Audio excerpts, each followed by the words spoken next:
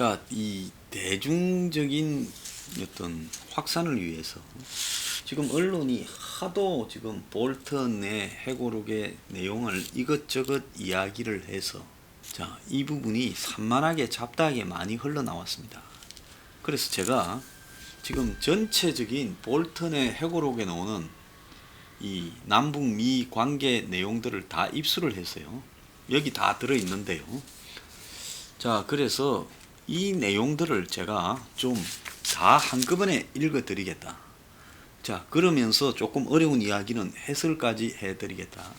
자, 그러면 제가 봤을 때 이제 언론에 산만하게 나올 내용들, 앞으로도 보도될 내용들이 여기 다 있으니까 정리되지 않겠나 이렇게 생각을 합니다.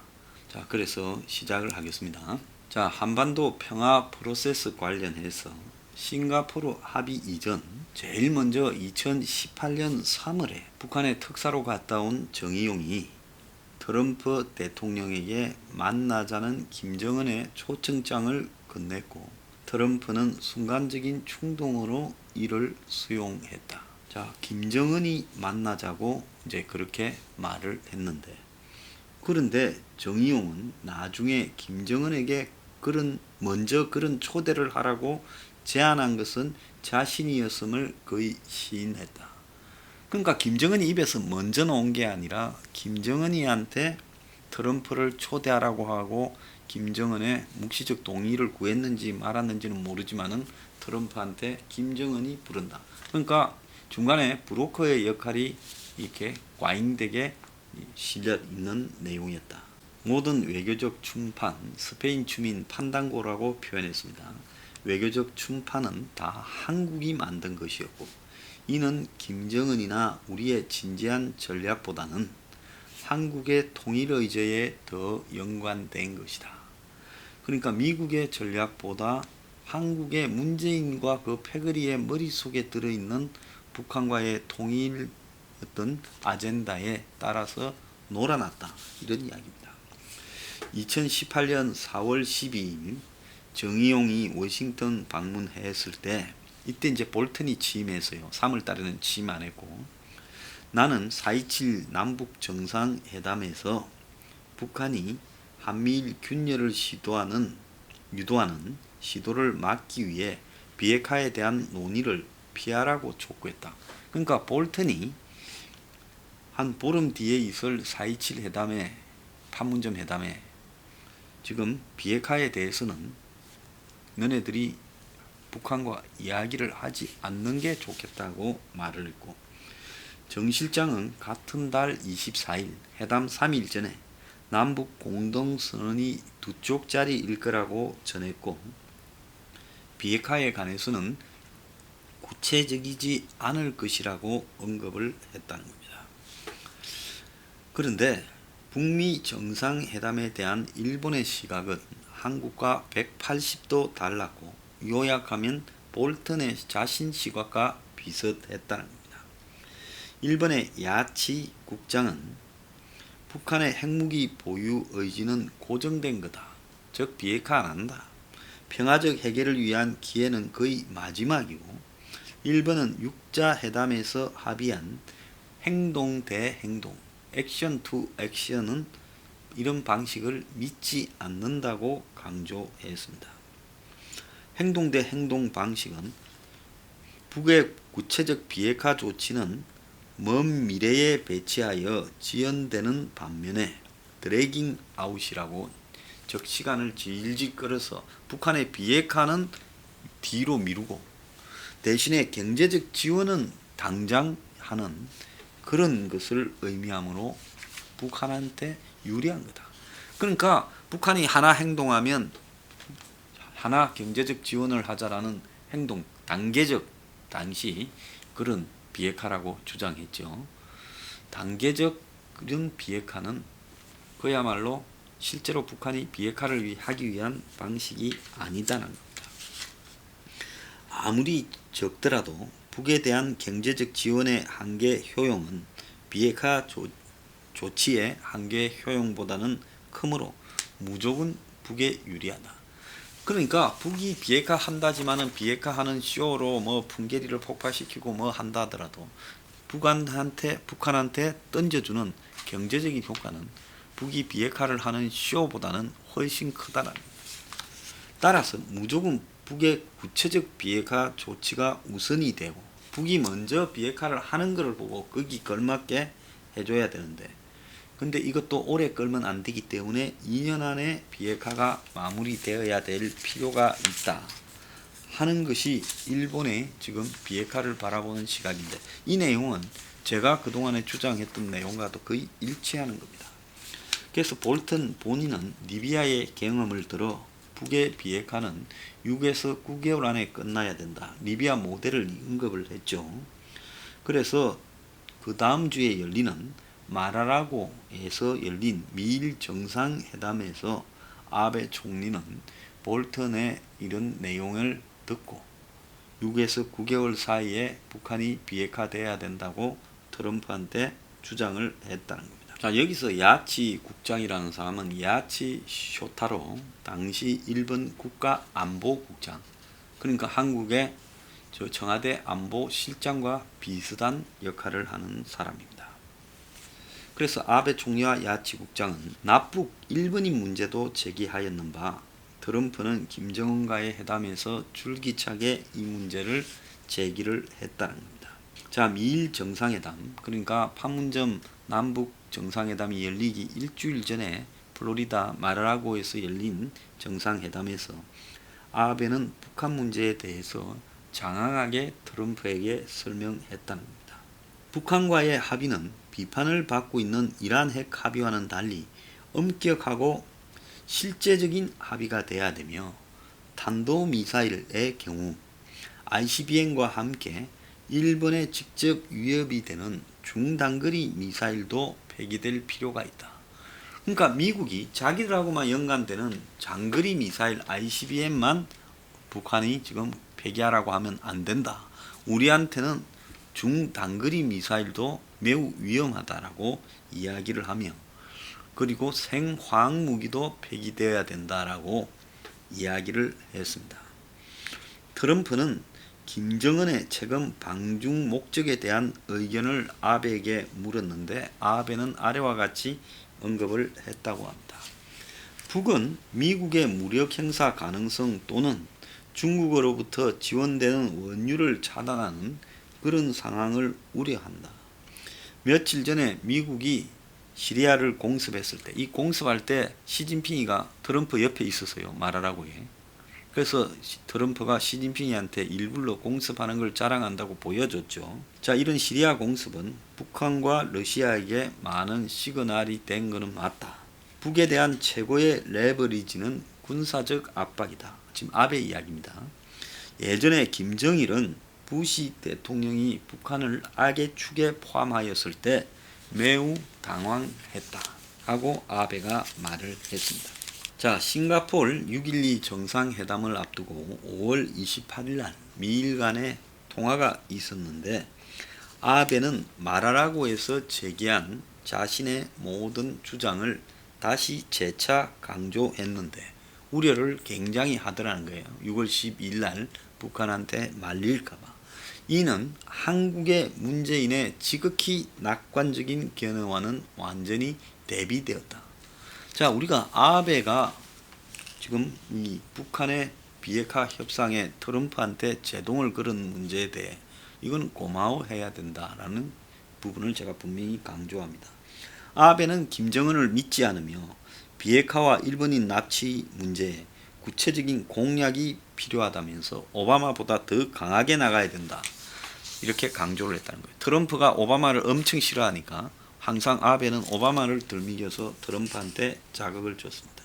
자, 그리고 4.27 판문점 회담은 올리브 가지를 입에 문 비둘기들이 날아다니지만 실질적인 내용은 거의 없는 DMZ의 페스티벌이었다. 볼턴은 그렇게 기술하고 있습니다. 문재인은 이제 4.27 남북 정상회담을 하고 난 다음 날 신이 나서 트럼프한테 통화를 했는데 김정은이가 풍계리 핵실험장을 폐쇄를 하는 것을 포함해 완전한 비핵화를 약속했다고 전했고, 아니 풍계리 핵실험장은 그 쓰지도 않는 고물인데 그거를 포함한 완전한 비핵화를 참. 또 김정은에게 1년 내 비핵화할 것을 요청했고 김정은도 동의했다고 이렇게 말을 했다. 얼마나 거짓말을 했는가 한번 보십시오. 문재인이. 자, 문은 남북미 3자 회담을 할 걸 집요하게 요구했다. 그러니까 싱가포르에 나도 좀 들어가자. 이런 이야기였죠. 그때는 이제 싱가포르이 아직 구체적으로 날짜가 잡히거나 장소가 확정된 거 아니지만 나까지 어쨌든 들어가자. 그리고 당초 회담을 판문점에서 한 뒤 1차로 하고 2차로 또 후속 남북미 3자 회담을 갖자. 1단계, 2단계로 판문점에서 하자. 이렇게 강하게 밀어붙이지만은 김정은이 싱가포르를 선호한다고 하자 물러섰다고 합니다. 문재인은 북한이 1년 안에 비핵화를 하겠다고 약속했다 하는데 나중에 보니 미국이 준비가 안 되어 국무부도 그 시간 안에는 맞출 수가 없었다는 겁니다. 자, 이 부분 관련해서 핵무기를 수십 개 가진 걸로 보이는 북한, 그리고 그 안에 북에 고농축 우라늄을 만드는 원심 분리기부터 시작해서 플루토늄을 만드는 시설 등이 북한 전역에 흩어져 있는데 이걸 1년 안에 비핵화를 한다? 10년이 걸려도 못한다는 게 답이 나왔잖아요. 나중에. 문이 트럼프의 리더십을 칭찬하자 트럼프는 내가 대북 외교를 얼마나 많이 책임지고 있는지 밝혀달라고 문한테 쫄랐다는 거예요. 네가 날 대신해서 내 자랑을 해주라 세계에. 둘이 진짜 잘 놀고 자빠졌습니다.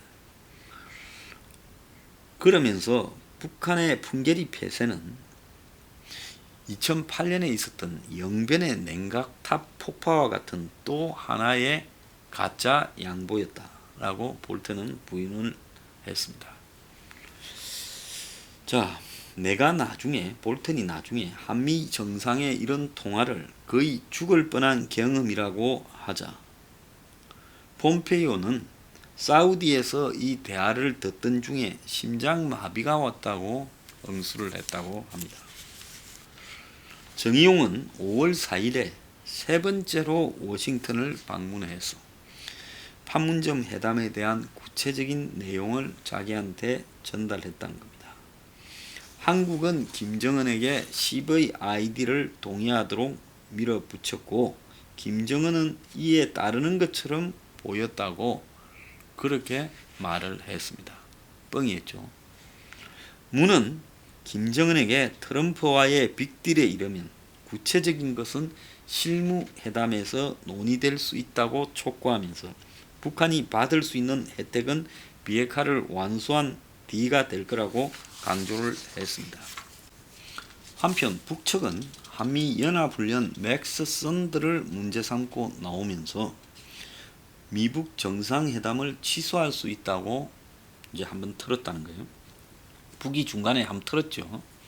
그래서 트럼프는 한미연합훈련의 준비 태세에 미치는 영향을 생각하지 않고 이 훈련이 김정은을 거스를 뿐만 아니라 끔찍히 비싸기만 하다고 언급하면서 큰 문제를 삼지 않았습니다. 반면 유화적인 문 정부도 한미연합훈련 축소에 대해서는 우려는 했다고 합니다. 아마 문 정권에도 좀 이 군사적인 동맹 문제에 훈련을 없애는 문제에 대해서 우려하는 사람들은 있었을 거라고 봅니다. 그래서 실무자 차원에서 우려가 미국에 전해졌을 걸로 보입니다.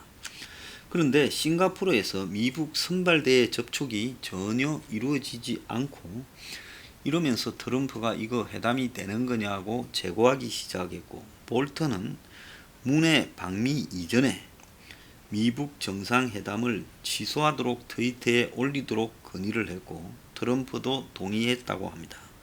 그러나 트럼프가 일단은 문재인 이야기 들어보겠다면서 트위터에 올리는 것을 뒤로 미루었다는 겁니다.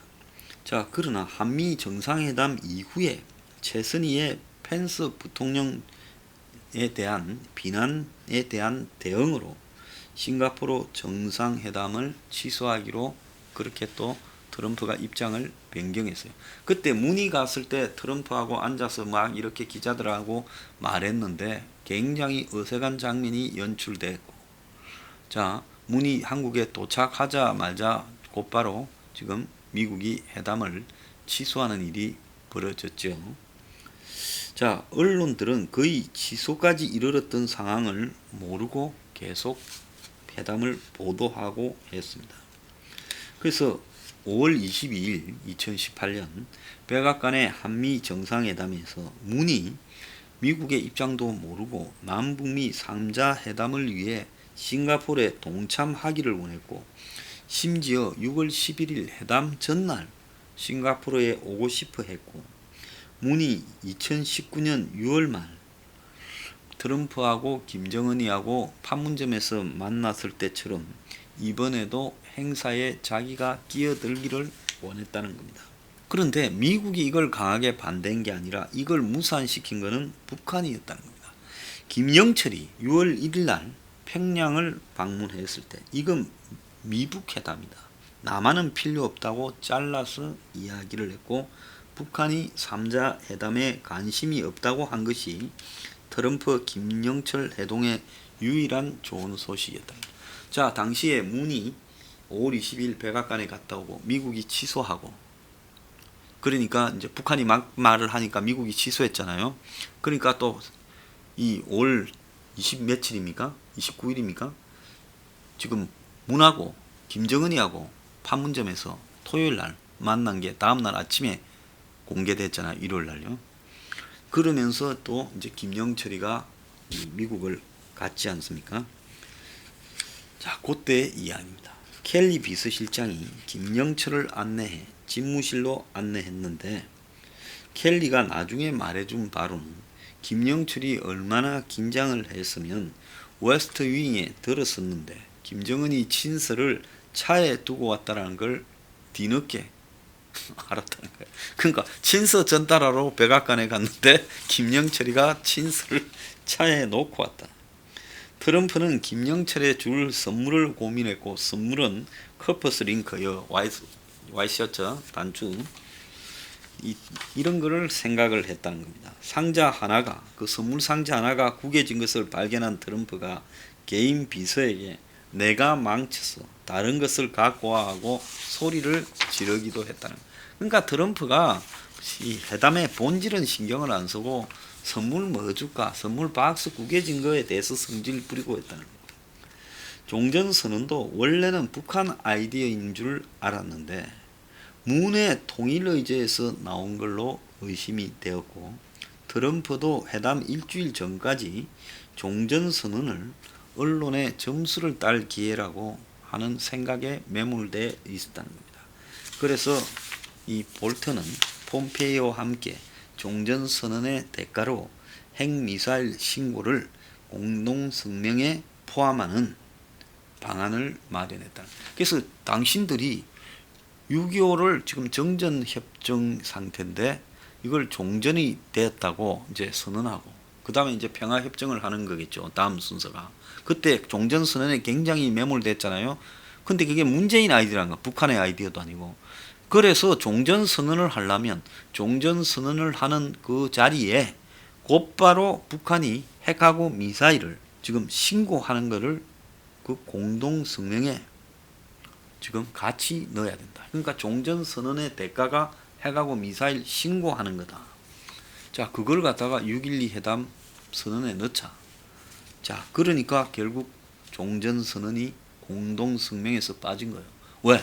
이거는 문의 아이디어니까 북한이 싫어하는 핵미사일 신고를 같이 하자고 하면 북한이 하지마, 우리가 뭐 종전선언 언제 하자고 했냐, 이렇게 됐다는 거예요.